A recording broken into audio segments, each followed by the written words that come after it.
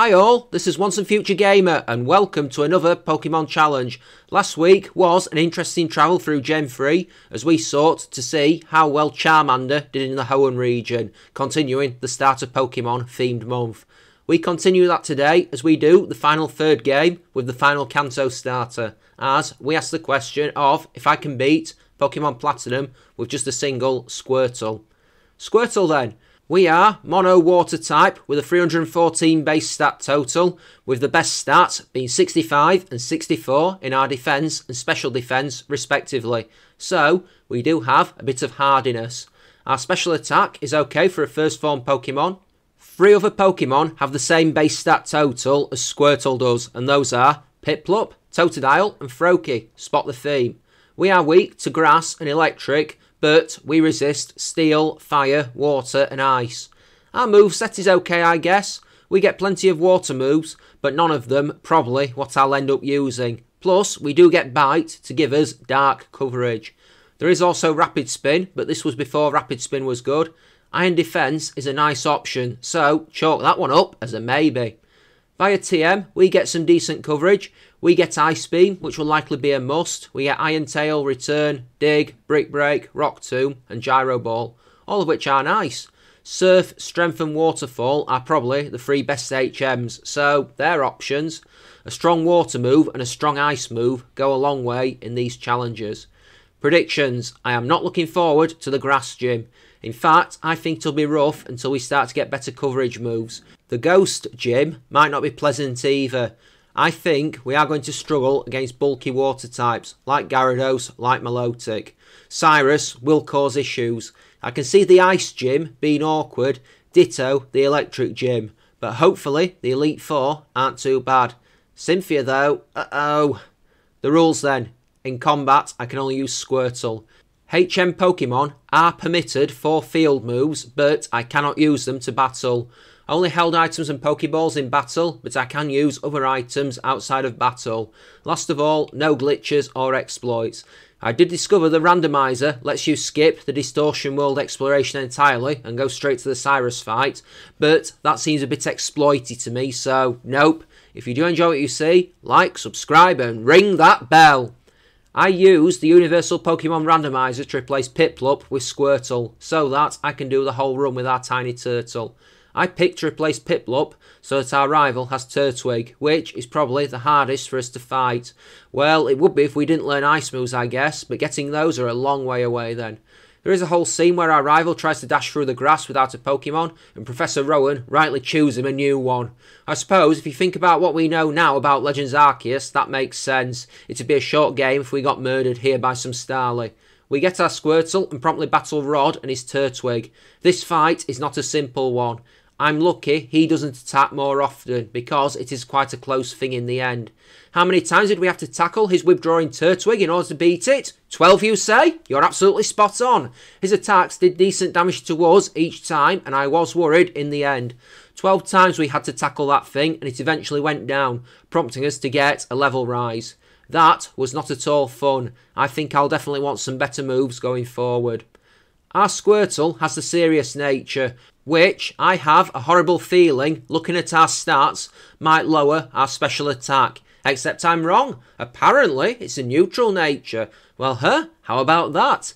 I might remember natures eventually one day. I only ever remember what Adamant, Jolly and Modest do.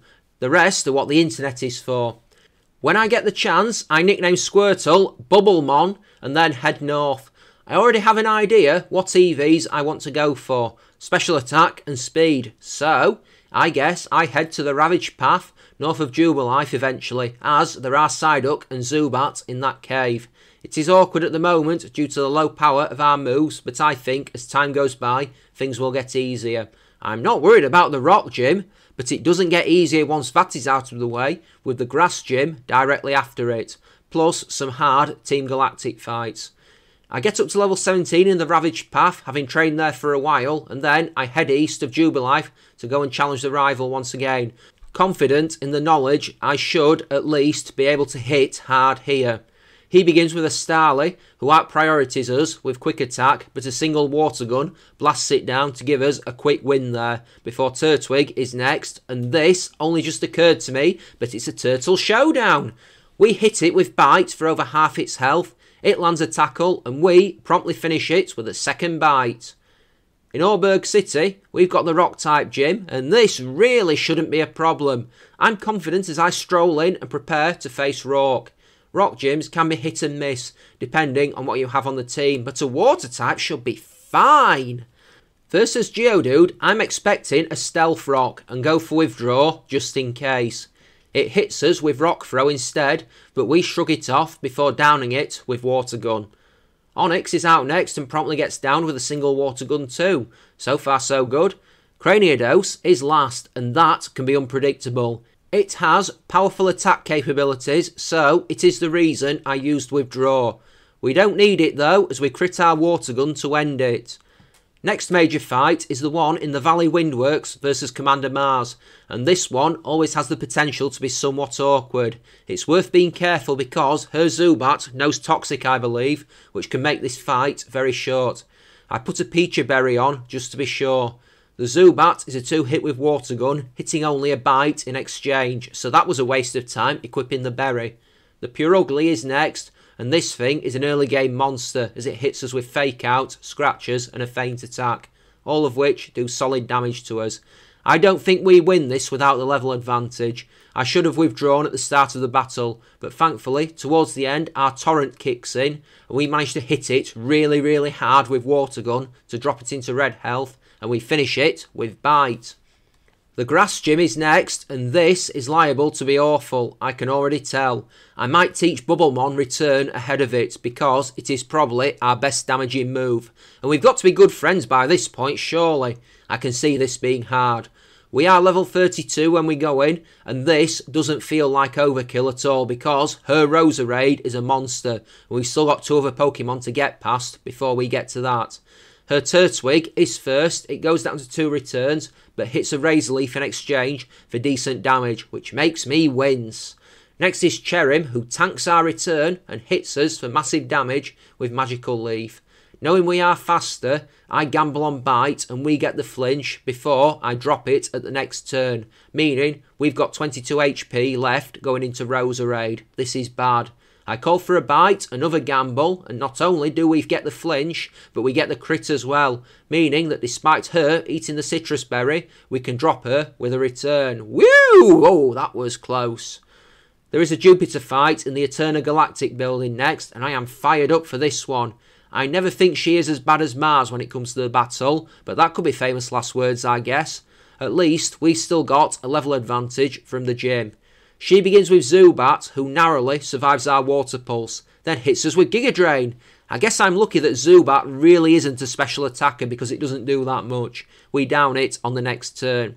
I start blasting Skuntank with Water Pulse attacks, hoping for the confusion that never comes. Typical, right? Anyway, she goes for a whole host of debuffs, Screech and Smokescreen mainly, but never actually attacks us, which is a questionable tactic at the best of times. But oh well, who am I to judge? We eventually take her down and get the win, learning Iron Defense in the process, which I think I'll keep for the moment.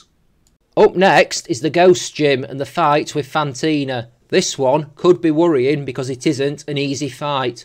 Her Duskull can burn, and her Mismagius has a horrible habit of knowing and using Magical Leaf. And we saw what Cherim did to us with that move in the last gym. We've got a level advantage though, so let's see what we can do with it. Duskull is a 1-hit with Bite, a massive relief, before she sends in Mismagius next. We do big damage with Bite, forcing her to eat the berry, plus we get the flinch.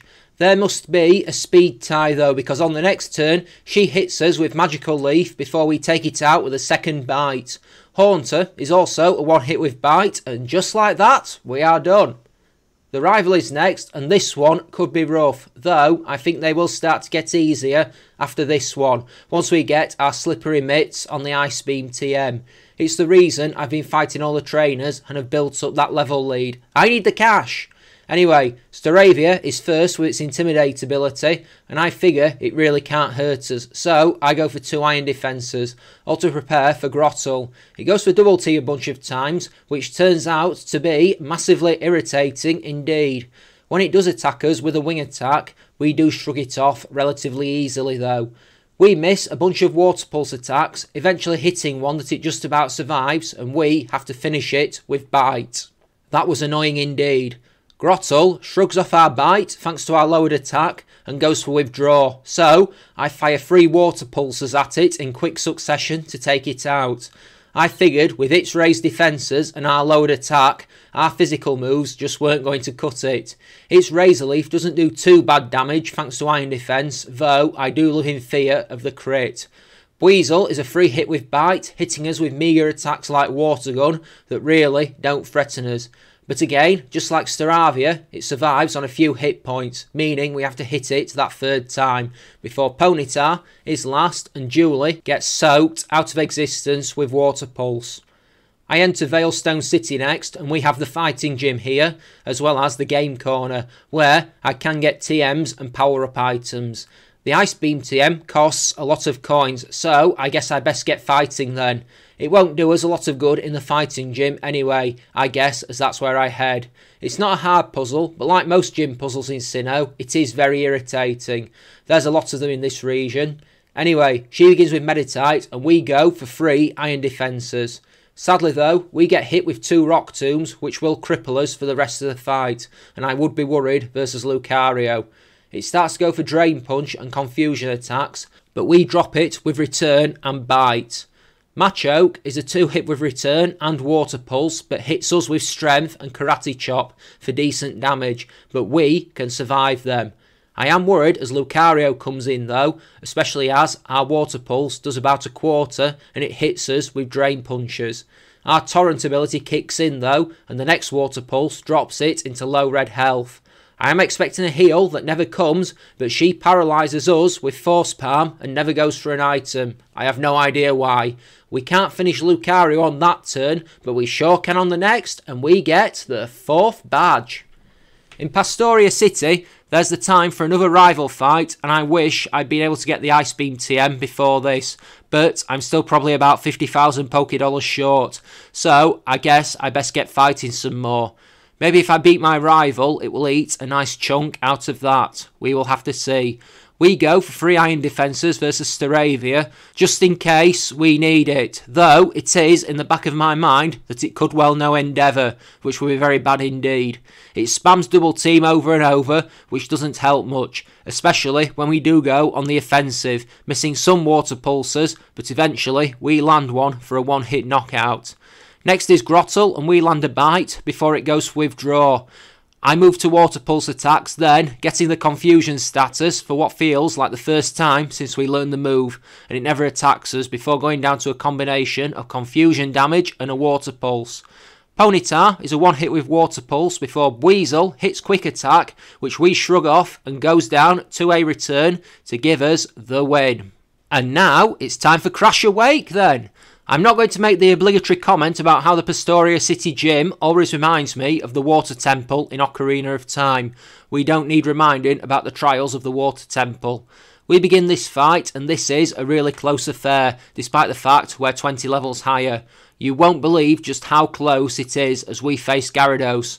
Do you remember what I said earlier about how I think we'll struggle versus bulky water types? Bulky water types that have Intimidate go double, as between Bite and Return we can barely hurt Gyarados. We get a flinch on the first turn with Bite, but it doesn't do us much good. Seeing what Bite from Gyarados does to us, I throw a few iron defences up and go on the offensive, trying to wear it down as much as possible. This was a concern of mine in the run. We do eventually drop it into red health, but he heals and we have to wear it down all over again. It does start using Twister, but we shrug those off relatively well and eventually knock it out. I'll take special hits from a Gyarados all day.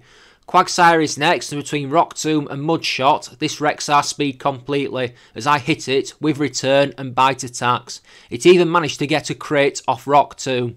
I'd use water attacks, but I believe Quagsire could have water absorb and high special defence. I am actually wrong on both counts there, as I find out after the battle. Once again, he heals it and we have to wear it down all over again. Hindsight is indeed a wonderful thing. As we drop it into red health, it hits us with Yawn just as we're about to deal the knockout blow, meaning we are going to fall asleep as we go into the fight with Floatzel. We do hit Floatzel hard with return as we begin that fight before falling asleep. Thankfully, it only ever goes for Ice Fang and Aqua Jet while we're asleep, which, thanks to our 2 iron defences, we shrug off easily.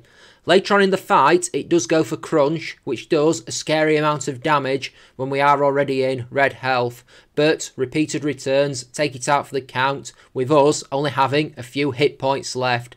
That was horribly close. The next major fight is the Cyrus one in Celestic Town, and this is about the time I can get the Surf HM. With that and Ice Beam in hand, I can upgrade the moveset. It's what to get rid of though, as Iron Defence has been quite useful so far. As I walk there though, let's talk about what's been going on with the channel this week. Last week's challenge was Pokemon Emerald with a single Charmander, something I was happy enough with on the end result. But on the subject of the other videos, let's go and have a look. So, I took a break from uploading 4 episodes of Pokemon Violet this week because I had the last 3 episodes of Let's Go Pikachu sat in a folder for ages, and I decided I wanted to upload them and officially end that playthrough. At the end of the week though, normal service did resume there, and I uploaded episode 30 of Pokemon Violet. We did episode 13 of Skyward Sword, and I've been playing a bit more of that over the last week. Really enjoying it. I hate the combat system with a burning passion, but I'm enjoying the game overall. There was also episode 5 of the playthrough of Resident Evil 1 Remake, but I do need to record some more episodes of that very soon. It feels like Pokemon Violet has been encompassing my schedule since its release, but this week I did manage to get to the end credits, so I don't know how many more videos there will be in that line. That should be the prompt to go back and finish Pokemon Insurgence at some point, I guess. Mind you, finish it might be a bit of a stretch at this point since we barely even got started. There's Mystery Dungeon 2, plus Pokemon Snap. So much stuff I started and didn't finish. I mean, if we're really going back on it, Brilliant Diamond I tapped out on after about 2 gyms. That was a waste, I guess. So, next week's challenge, I did say a few weeks back it was going to be in a game I hadn't done a challenge in yet. In keeping with the start of Pokemon themed month, this is one that I've thought about for a while. It is going to be Pokemon Alpha Sapphire with a single Tepig. The region with too much water versus a fire starter once again. I have thought about one of the Alola games with a single Poipole, but I don't quite know those games well enough to do that just quite yet in a week's time frame. Couldn't even remember what it was called for a moment because I had Poipole mixed up in my head with Poplio. So yeah, Alpha Sapphire it is. Join me for that one. As always, if you have any ideas for challenges, head to the comment section or follow the links in the description to my Twitter or my Discord. Looking forward to hearing what you come up with. And as always, if you do want to support the channel in other ways, there's a link to my Patreon down there too. Either way, thanks so very much for watching, and let's continue on with the show. Bring on Cyrus then.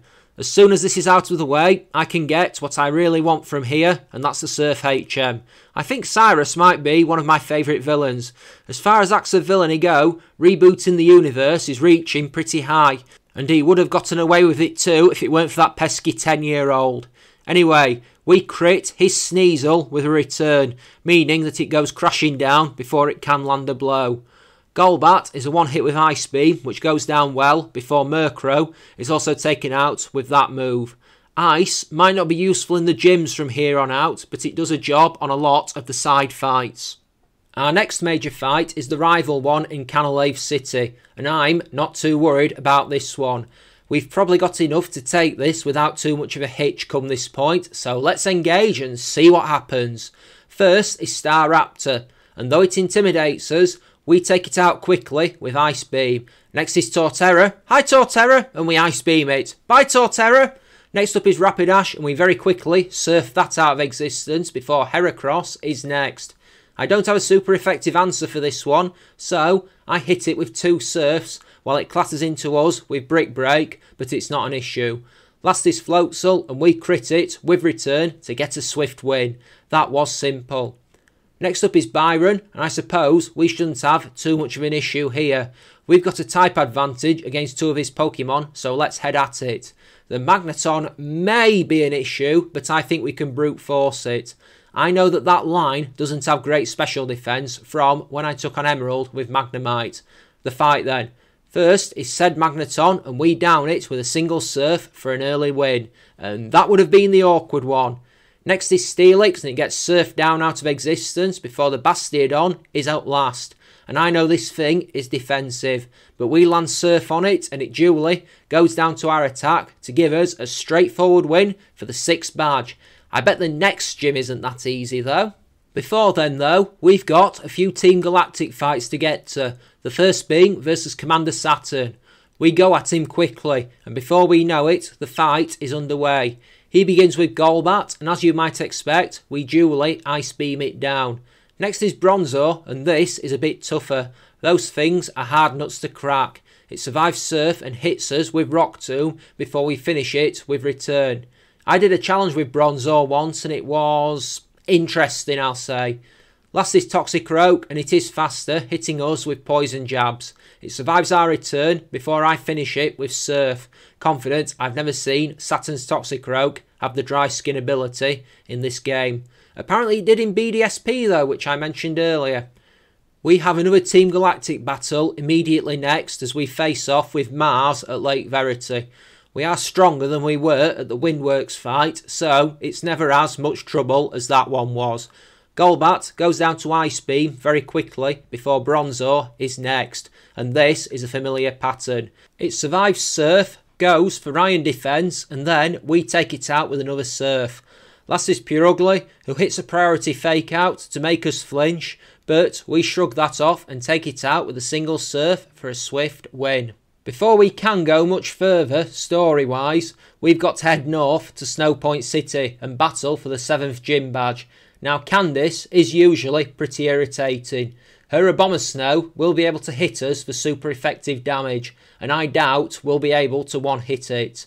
Oh well, all we can do is try. First up is Sneasel, and it just survives our return, hitting a feint attack. Now, I doubt there is much it can do to hurt us, and I know what'll be next. So, while she heals and hits another feint attack the turn after, I go for 2 Iron Defences to buff our physical defence, while we do eventually take Sneasel out with 2 more returns, though it does land a few more feint attacks. Next is Abomasnow. We crit it with return. I think it'll be a 2-hit at best, so I am pleased with the amount of damage we do before it hits us with Focus Blast. I suppose it's preferable to Wood Hammer, I guess. The worst thing about Abomasnow is the hail it sets up, and weather was pretty broken in Gen 4, as it never seems to go down in my experience. The Focus Blast does decent damage before we drop it. Then comes Frostlass, and this is going to be an issue, as I believe it has Snow Cloak, which boosts evasion in hail, and plus, she goes for 2 double teams. It doesn't help her, as we hit it twice with Surf to drop it down hard. Now I am not going to lie, I was pretty worried there, because in those circumstances, it's usually a coin flip of whether the move lands or not. Last is Piloswine, and we drop it with Surf, and that is 7 badges. We have story stuff now, as we have to end the threat of Team Galactic, and that begins with a Cyrus fight in the Galactic HQ, a fight we're probably about as prepared for as we'll ever be. I don't know if he rocks a Gyarados here or not, we will soon see. First is Sneasel, and it is faster than us, which is worrying, but we crash into it with return after taking a slash. It doesn't quite knock it out, and he heals it the next turn, meaning we can 2-hit it from there, though we do take another slash attack before it goes down. Crobat is also faster and misses Supersonic, which would have been very bad indeed if it had landed. We freeze it with an Ice Beam that it narrowly survives, much to my chagrin. He full restores it, we down it with return and an Ice Beam, though we do get tagged with an Air Cutter. Last is Honchkrow, the easiest of the lot, and our Ice Beam downs it for a win. Before we can leave, we have to have another fight with Saturn, and I'm not concerned because his team doesn't change from the last time we faced him. Compared to what comes next, this will be a walk in the park, as he sends out Golbat and it duly gets blasted with Ice Beam for a knockout. Next is Bronzor, and it survives our Surf and hits Confuse Ray. Well, I'd rather be confused this as something that can't really hurt us, I suppose. We take a bunch of damage from extrasensory attacks and self-inflicted confusion before we snap out of it and take Bronzor down with a crit Surf. And when the move crits when they're on low health, that is always mildly annoying. Last is Toxicroak, and we drop it with Surf. Moving swiftly on then. Saturn or Cyrus might not have been bad, but the next bit will be, as we have to do probably the single worst double battle in the history of Pokemon, where we team up with our rival to fight Mars and Jupiter. It doesn't help that the rival's Munchlax is the broadside of useless in this fight, and so we are probably going to have to do a lot of the work. I guess I'll just keep surfing and see what happens. And when the two Bronzor come out, I go for that move, but I'm not surprised to see that they both survive it. Ah well, when the first one goes for Reflect, I am relieved. When the second one goes for Light Screen, that relief turns to annoyance. When Munchlax goes to Stockpile, I am less than surprised, as now all I can do is keep on surfing and hoping for the best. It isn't long before we take one of the Bronzor out, but the other one survives on a sliver, prompting the arrival of Purugly, who tanks our Surf quite well. Munchlax breaks with tradition and actually attacks and takes the other Bronzor out, prompting the appearance of Golbat. We shoot at it with Ice Beam, but it doesn't go down to that attack thanks to the Light Screen. Purugly takes Munchlax and Heracross out before we can take it down, but by then Skuntank has come out and it poisons us with Poison Jab. When the Light Screen goes down, we're pretty good and can sweep them both, taking down Purugly with Surf while Staraptor down Skuntank with Close Combat. Last is Golbat, and we have to drop it with Ice Beam. That could have gone a whole lot worse, I'm going to be honest, but a win is a win. Cyrus then, after the whole schlock through the Distortion world. I said it earlier that the randomizer gives you the option to skip this, but I left it off. I figured it counts as an exploit, and we did say no glitches or exploits. Plus, knowing my luck, it probably wouldn't work properly and would crash the game or something every time we tried it, leaving me unable to advance. So yeah, as annoying as it is, starting over the game at this point would be infinitely worse. Let's get this on. Cyrus then. This goes pretty badly, and it's pretty unfortunate as to the reason why. When the fight begins, he starts with Houndoom, who isn't an issue. We down it with Surf. Next is Gyarados though, and it tanks our Ice Beam hardly before hitting us with a crit Earthquake we just can't come back from. We wear it down with returns and Ice Beams, but it does little good as we fight on. He heals it and it takes us out with Waterfall. So, I need buff defence then to take on Gyarados. That is good to know. I try again straight after, and I'm going to Iron Defence from the start. I do this versus the Houndoom, and it promptly lands Will-O-Wisp on us, which is very much not helpful at all. I sigh loudly, then reboot the game, before going for the same strategy once more. This time, Houndoom only uses Dark Pulse when we Iron Defence, which isn't helpful, but we do get some health back when we knock it out with Surf on the next turn, and even more back when we blast Honchkrow down with Ice Beam. Crobat is next. It is faster and hits us with Confuse Ray, which is somewhat annoying, but we do break through and blast it with Ice Beam. He heals it and we have to go again, shaking off the confusion to down it with another Ice Beam and a return, though not without being hit with Air Slash and Cross Poison. Then Gyarados, and this is annoying. We go for another Iron Defence and it does about 15 points of health each time with Earthquake as we bash it with Ice Beams, trying to get the freeze. It never comes off, but a flurry of Cold Blasts later, we manage to drop it into healing range, at which point he does so and I start going for returns instead. The second return crits, which is very welcome, and we drop the Gyarados. I did say bulky water types would be an issue. Weavile is faster and hits 2 Night Slashers, my heart in my mouth with each of them as a crit would end us, but that crit never comes and we drop Weavile with 2 surf attacks. Phew! Okay then, back to the gyms, and we have got the electric one last. This should be interesting, but I reckon we might be okay with what we've got. That is either supreme confidence or pig-headed stupidity. Let's find out. Granted, I do have a little help here from the choice specs. Jolteon is faster and hits us with Charge Beam, but we down it with Surf. Next is Raichu, and I know we're going to be faster because I faced a bunch of them from the gym trainers. It goes down to Surf. Next is Luxray. That's definitely not going to be faster, and it goes down to Surf. We are faster than Electivire, and we duly drop it with a single Surf, though I was worried for a moment. 8 badges down. It is a fair bit of time before we make it to the Pokemon League, and we have to have the final rival fight while there. I've just realised his Snorlax is going to be a massive pain, but we have to do what we have to do. Right then, this fight. It goes on for way too long, and it is incredibly annoying in places. The first exchanges of the battle are swift, as we crash an Ice Beam into Staraptor and drop it in quick fashion, meaning that he goes into Torterra, and we duly take that out with an Ice Beam too. Why did this turn annoying then? One word, Snorlax. I put an Iron Defense up and it begins hitting Body Slams as I test the water to see how much damage Return does. The second Body Slam it hits paralyses us, and then we have to start hitting Surfs. Worse though, Snorlax keeps using Rest. Through paralysis, we find it hard to muster together enough turns to attack consistently before it wakes up and uses Rest again.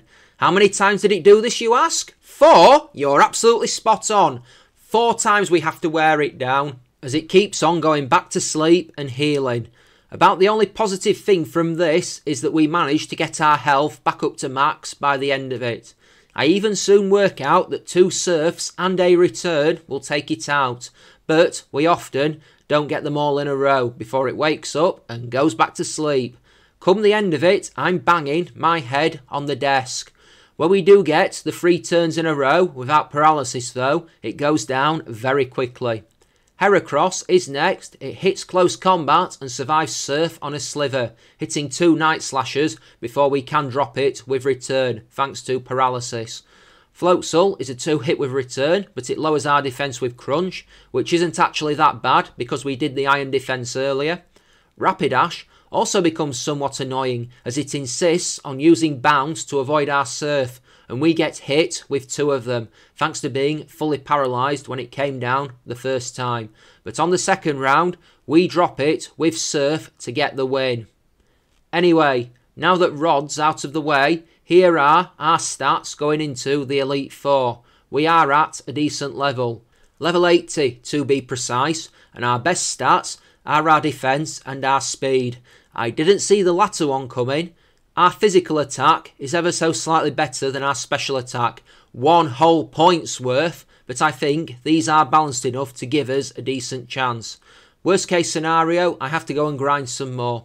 I think the types up ahead will benefit us, if I'm honest, given there's ground and fire. And in a shock move from Base Diamond and Pearl, the Fire-type trainer actually uses Fire-type Pokemon. Heh, take your guesses on if I can do this or not. Now, I'm trying not to shout that this time. Bug-type trainer Aaron is up first, and I guess we have to do what we have to do to get the victory. We don't have a great way to do this, but I figure brute force is the answer. I can't help but feel this might be a tight fight. First is Yanmega, and we drop it with Ice Beam. That's 1 down. Next is Heracross, and though it hits Stone Edge for decent damage, we take it out with 2 returns. Vespiquen goes down to Ice Beam and Return, despite trying to save itself with Defend Order. That's an annoying one due to the pressure ability. Scizor takes big damage from Surf and counters with an X-Scissor for big damage in exchange before he heals it, but we drop it with 2 Surfs. Drapion is faster and hits Cross Poison before surviving Surf on a Sliver. We've got about 70 HP remaining, but Cross Poison crits to end the fight. I come back at level 83, hoping I've hit a tipping point. Let's see what happens this time.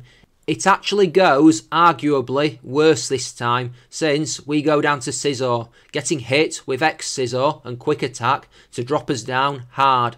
Okay, so I didn't think Aaron would be an issue. At level 85, we go again. Once again, we go down to Scizor, and that X-Scissor and Quick Attack combination after being hit for massive damage by Heracross's Mega Horn and Vespiquen's Attack Order. Level 86, and I might try the choice specs. It's not like I'm having a lot of success elsewhere.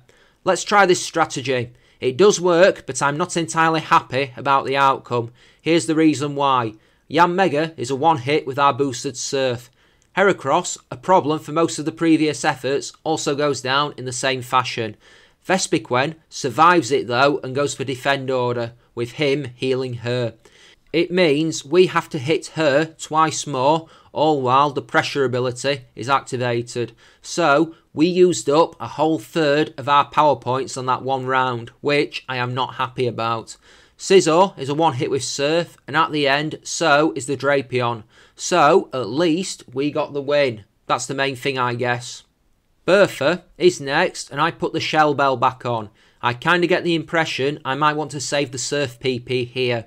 I don't want to get locked into one move, particularly since her first Pokemon is Whiscash, and our best way of dealing with that is Return. So we go do that, two hitting it with the move, though it does put Sandstorm up. Gliscor is next, and it goes down to a single Ice Beam before the Golem is third. Sandstorm does give it a special defense buff, so I go for the 4x super effective Surf to down it before I do the same thing to Rhyperior to end that as a credible threat. Last is the Hippowdon, and it also goes down to Surf. Fire-type Trainer Flint is next, and I think I might pop the choice specs back on to ravage his team with Tidal Fury. I pop an Ether ahead of the fight. I do have a few spare, though I don't normally like to use them unless I know I've got a reasonable chance of winning. They are a finite resource after all. Houndoom is first, and it goes down to Surf. Expected. I also expect Infinite to be faster, and it duly cracks us with Thunder Punch, and my biggest worry is Paralysis, because I don't fancy our chances in that case. We down it with Surf as we remain paralysis free. Rapidash is next and gets wrecked by Surf before the Magmortar comes out fourth, and we drop that too with a Tidal Wave. Last is Flareon, and I hit it with a final Surf to take it out of the fight. It's back to the Shell Bell for Lucian, because I'll want to mix and match my moves here. I can't sweep with Surf or Ice Beam, he has too many options, and I will want Return for some of his Psychic types, given they can be quite frail. Not that it does us much good, as Mr. Mime is up first and Julie survives Return on a Sliver and puts Reflect up. I know he's going to heal, and so I go for 2 Iron Defences while he heals, and a Light Screen is also erected. Our Return doesn't do enough to 2-hit it while the Reflect is up, and we get hit by 2 Thunderbolts as a result, leaving us low on health before we can take it down. Alakazam is next, and it is faster, but it also misses Focus Blast before surviving our Return and finishing us off with Psychic. Nuts, I thought that was going too well. I fight back at level 89 and prepare to go again. I don't think we're that far away if I'm honest. This time at least we can one-hit Mr. Mime, and we're not that far away from one-hitting Alakazam. Unfortunately though, we are still slower, and despite him healing and letting us get some health back via our Shell Bell, 2 Energy Balls leave us massively weakened going into Gallade, who shrugs off our Surf and finishes Bubblemon off with Leaf Blade. I make it back at level 92, and I'm curious how this one will go.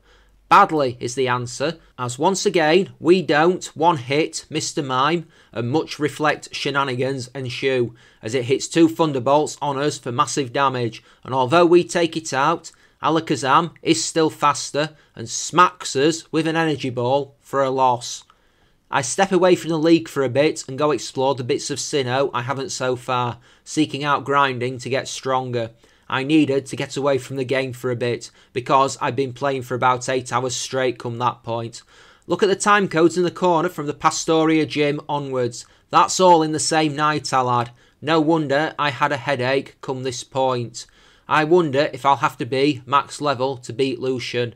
Cynthia shouldn't be too bad in comparison. I get a little stronger and wonder if the choice specs and surf strategy has legs. I go for it and we down Mr. Mime with one surf, so that's good already. Alakazam is still faster and hits us with Energy Ball, which ain't good. We take it out with Surf though. Gallade survives Surf and strikes a Leaf Blade, which we shrug off and finish with Surf. Bronzong is next, and I am surprised to see that we one-hit it with Surf before I'm just as surprised to see that we down the Espeon with our Tidal Wave. Thank Arceus for that. Right then, we're level 95, I have 5 rare candies. I'm going to pop a Max Elixir and make some tries on Cynthia to see how we do. If we can't beat her at level 95, I'll max out and try then. Shell Bell back on, here we go. The first attempt goes quite badly. We go for an Iron Defense versus Spiritomb and get tagged with a Shadow Ball that lowers our special defense. And then Dark Pulse drops us below half. We take it out with 2 Surfs, but the damage is done as Roserade comes in next. It survives our Ice Beam and ends us with Sludge Bomb, which definitely wasn't a successful attempt. I feel like we're going to need to be max level here, so I use my candies to drag us up to level 100, and then I storm out again. This time, it mostly goes in our favour, but there is one heart in the mouth moment. First is Spiritomb, and I decide that Iron Defense probably isn't necessary because a lot of her team are actually special attackers. So I hit it with Surf, which it narrowly survives, and we get tagged with Dark Pulse. She heals it, and I drop it with Surf and Ice Beam very quickly for the first knockout. Roserade is next, and this time we one-hit that with Ice Beam to my inherent relief. But there's no time for rest as Togekiss is next, and I know this has an electric attack. It survives our Ice Beam, we tank the Shockwave and then finish it with another Ice Beam. Garchomp is next, and we hit that with a crit Ice Beam for the victory before Lucario is next. It survives our Surf and then nearly ends us with a crit Aura Sphere, which is a touch annoying and makes me wonder if it's all about to fall down around my ears. She heals and we down it with Surf. Milotic is next. We hit that with Return for massive damage while she fails with Mirror Coat, all before a second Return takes it out. A probably unnecessary crit at that range, and Cynthia falls in defeat, giving us the win. And just like that, we've won the right to enter the Hall of Fame. Whew, that was strangely tough right at the end there, but I'm glad we managed to power through it. I do very much hope that you enjoyed. I hope that this little trio of videos was satisfying. Join me again next time for another Pokemon challenge as we see if I can beat Alpha Sapphire using just a single Tepig. We're back in the region with too much water here. As always, if you have enjoyed, don't forget to like, comment and subscribe to help the channel grow. If you have any ideas for future challenges, drop them in the comments section or follow the links in the description to my Twitter, Discord and Patreon. Hey, next time is challenge number 74. That means we've got another milestone shortly around the corner. What am I going to do for challenge number 75? Well, I have a plan. I think I ran out of bad ability Pokemon, so I can't go down that route, but I do have something in mind. What's going on with me then? By the time this airs, I will have just finished my last week at work before having 2 weeks off, so that'll be pretty good. I should be relaxing right about then. It's weird writing stuff in the past for the future. Just looking forward to catching up on sleep, I guess, since a lot of content is being produced of late. I have an idea for a playthrough series that I really want to have a go at doing, but I'm not sure when. Love life is still good, so yeah, all happy there. Seems as good a place as any to call it, so I'm going to sign off now. This has been Once and Future Gamer, and this has been Pokemon Platinum with a single Squirtle. Leaving now, folks. Take care, and I will see you next time. Bye-bye now. So long.